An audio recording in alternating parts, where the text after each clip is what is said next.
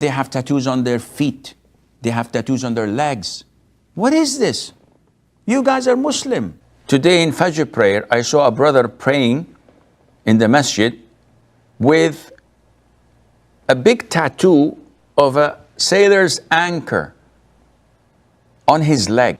If you had done a tattoo when you were ignorant or when you were a kafir and now you've accepted Islam, you must hide it. A lot of the women ask about microblading. And they say that this is something they do for the eyebrows. This is tattooing. That I wasn't a practicing Muslim. And like many non-practicing Muslims in the West, everybody is putting tattoos.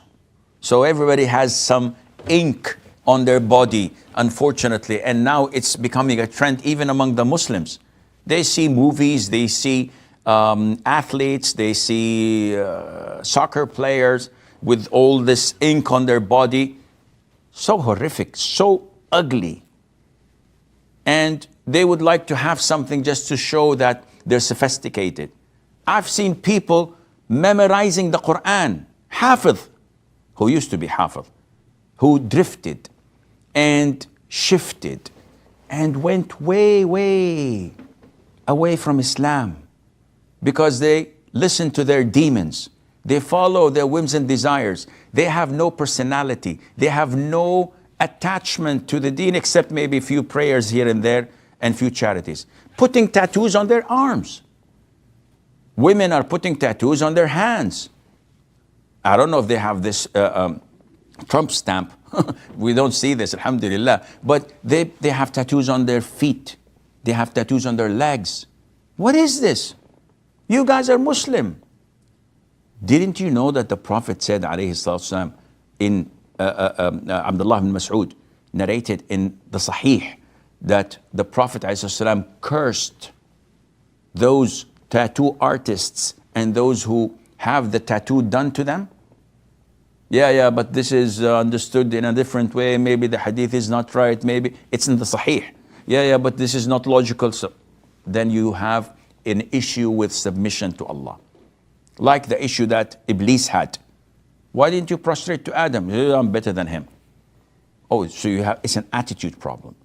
So, Akhi Ahmad, the good news is, you, as long as you started practicing and you repented to Allah from these tattoos and you have deep remorse and you're asking Allah for forgiveness, Allah will forgive you.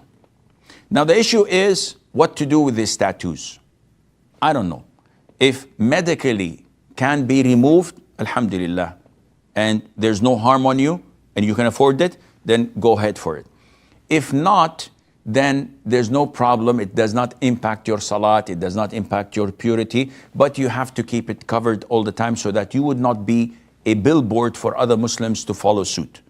So you try your level best to cover them if they are coverable, but if they are in your face, may Allah forbid, or in your neck and you can't cover that, then alhamdulillah, there is no sin on you as long as you have repented and Allah Azza wa Jal knows best. And this is unfortunate among the Muslim women and also among those who are called men. We see tattooing.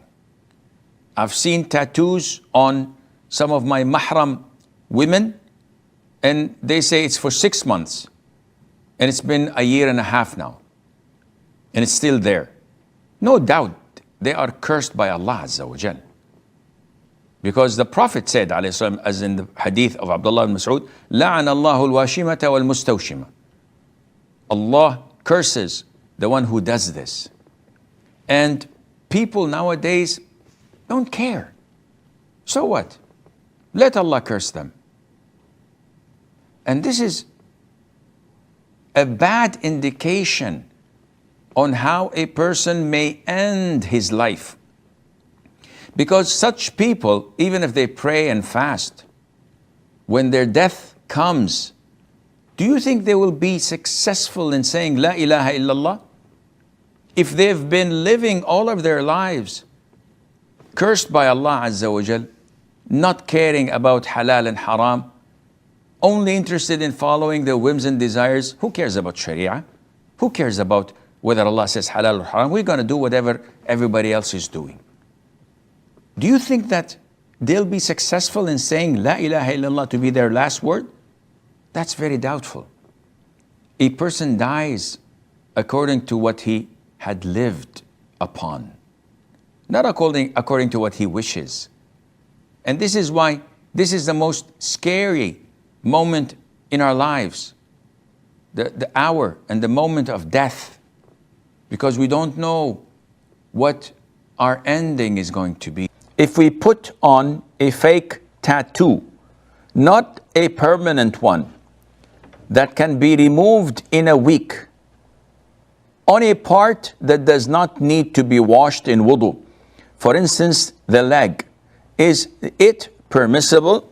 First of all, the word tattoo raises a lot of question marks, because tattooing is a major sin in Islam. The Prophet ﷺ, as in the hadith of Abdullah ibn Mas'ud, may Allah be pleased with him, had cursed the tattoo artists and the women who have the tattoos done on them.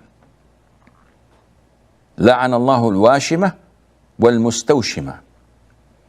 And this is an authentic hadith. Now, if what you're putting and applying is called tattoo metaphorically, but it is not, it does not fulfill the conditions of tattooing, and it does not fall under the category of it, because a 1 week tattoo is permissible. This is like applying henna, or what, as they call mehendi.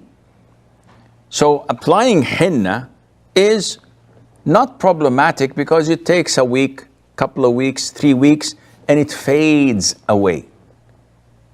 So Rayana's question has two parts. One, the ruling on applying a 1 week henna or a tattoo.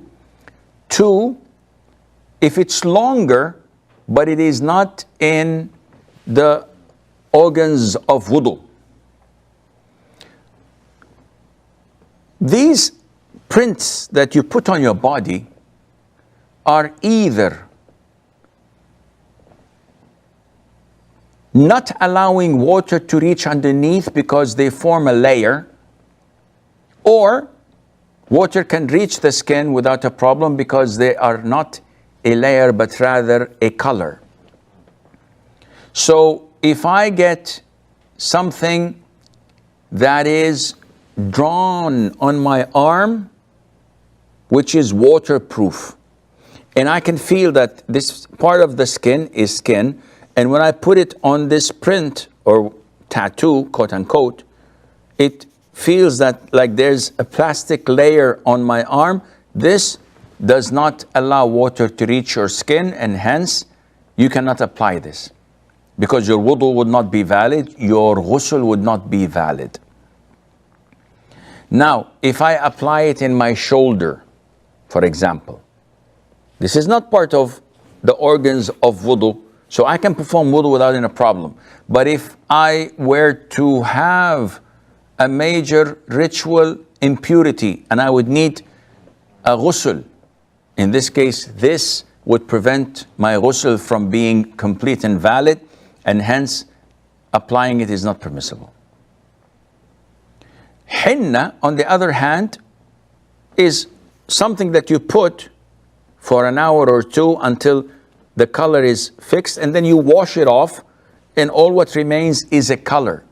Like when I have a pen and I just write a line, there's no layer on the skin, it's just a color.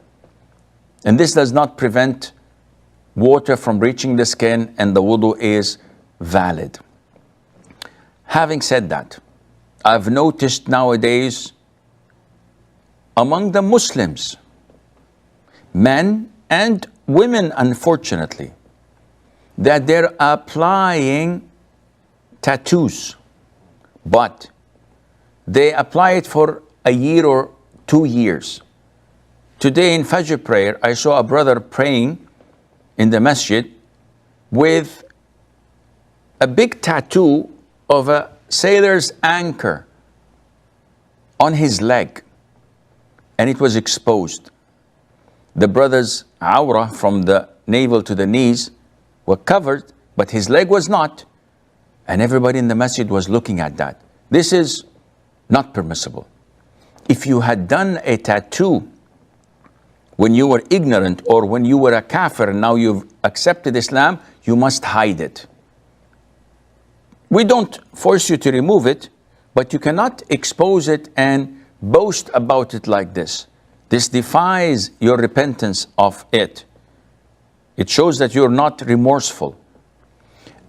Also, a lot of the youngsters, girls, they have tattoos on their hands. And they say that this is only for 6 months, for a year. This is haram. This is the one that she was cursed for.